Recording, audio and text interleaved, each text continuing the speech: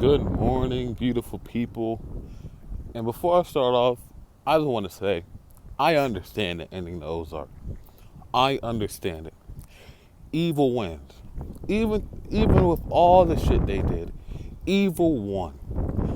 And I know a lot of people say, oh, it's very realistic, and it is very realistic. Evil can still win.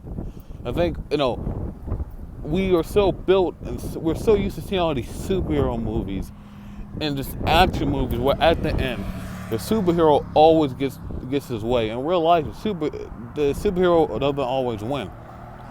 In fact, most of the time, if you ask me, the superhero probably loses, and he gets many wins here and there to make people think he wins. And Ozark was just. I started watching Ozark because I wanted something more after Breaking Bad, and people kept saying, "Well, Ozark's kind of like Breaking Bad."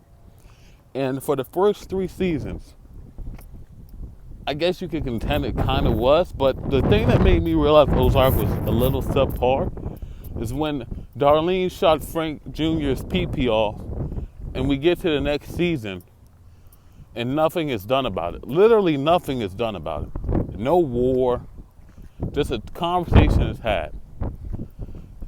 In Breaking Bad, that would have been a fucking war. There would have been major consequences for that. In any show, Snowfall, there would have been major consequences for that. But a conversation was had? A conversation was had about it. Nothing else. And then later in the season, Frank Jr. continues to help Ruth. Like she wasn't the reason he got his goddamn pee-pee shot off. That was just so weird to me.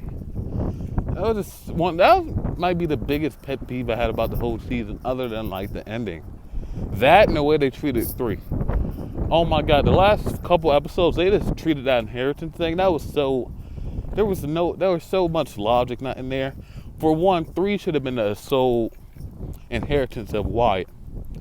And that would have gave them a reason to use 3 finally. I'm okay that they sped it up. Yeah, you can speed up the process, but don't lie about who the true inheritance is. It would have been 3. And they should have gave 3 they should have gave us scenes where Ruth had to convince 3 to do this and do that. And she would have to tell him, yeah, I killed a cartel boss. Yeah, we're gonna go do this. Yeah, this is probably gonna piss off the cartel. And see how 3 would have reacted. I would have loved the scene with 3 telling Ruth off and telling her that this is too much and you're pushing your luck. Leave the casino alone. You're pushing your luck. And that would have been a beautiful scene because we know she died at the end because she kept pushing her luck. Now the way it gets revealed to Camilla that Ruth killed her son is, I don't like it. It was like down to the wire, last minute kind of thing. You could have set that up much better.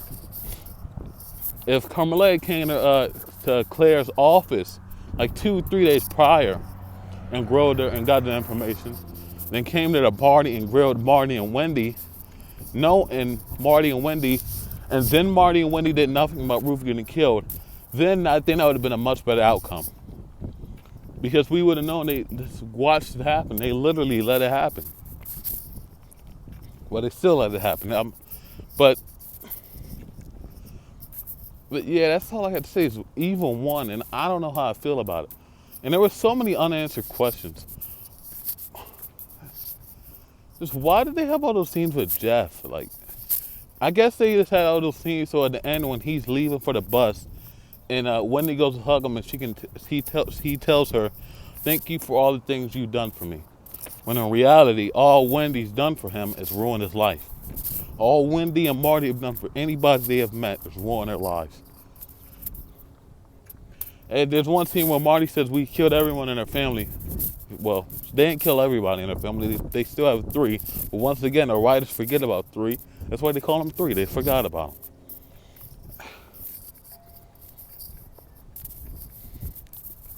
I feel like this whole season's writing was subpar. Even the episode where Marty went to the cartel, for one, why did he go there again? So they needed someone to run the cartel. So why did he go there? Stay there for half an episode and stay there for an episode and a half and go right back. Who was running the cartel after he left? Why did he go there in the first place if he's just going to come back in an episode and a half? Who's running the cartel now? And the fact, I thought I was goddamn reading spoilers. I could see the fucking shit that Carmella was the one to put out the hit a mile away. You tell her that Navarro killed her son, and then she started asking you questions. Marty is right there in front of your face. I guess the fact that Navarro told him that people are going to try to blindside him and take his shit, that big hothead is the one that had all his attention. And he couldn't see what was right in front of him. I guess that's why they put so much emphasis on this person is going to try to take from you. This person is going to try to blindside you. This person is going to do this to you. This. You're that strong. I guess why they put that so much emphasis on that. So they want you to believe that Marty was in the mindset that Carmella wouldn't do it. This big hothead dude would do it. But still, I feel like he should have been able to at least. I thought when he finally was there and the dude was admitted to stealing the money, but didn't admit to stealing the then I made it put out a hit. I thought that was when he was gonna finally realize, oh my God, Carmella did this. And I'd rather they went down that path. He realizes Carmella did this. He makes the hard decision to put her down without telling Navarro. And then he tells Navarro, hey, she did this. She put out a hit on you. And then they make Marty stay down there. And they make Marty keep being down there in Mexico and runs the cartel. I honestly wouldn't have been mad at an ending where I had Marty run the cartel for the sake of his family. I wouldn't have been mad at an ending like that. But that's not the ending we got.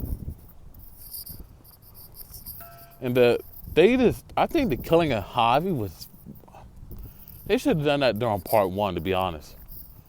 I think they should, if they wanted the writing to be better during this whole season, they should have pushed up the killing of Javi to part 1, because they just wasted so much time, I feel like, doing a bunch of nothing during part 1.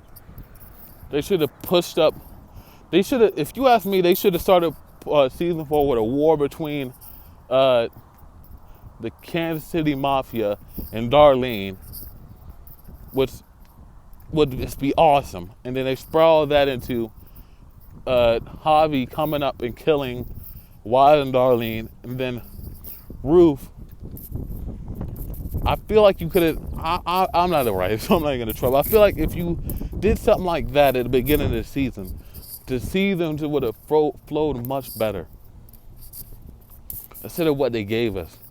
They should have gave us a war between Darlene and the Kansas City Mafia, and they probably should have done a Javi killing during part 1 instead of part 2, because it felt so rushed during part 2.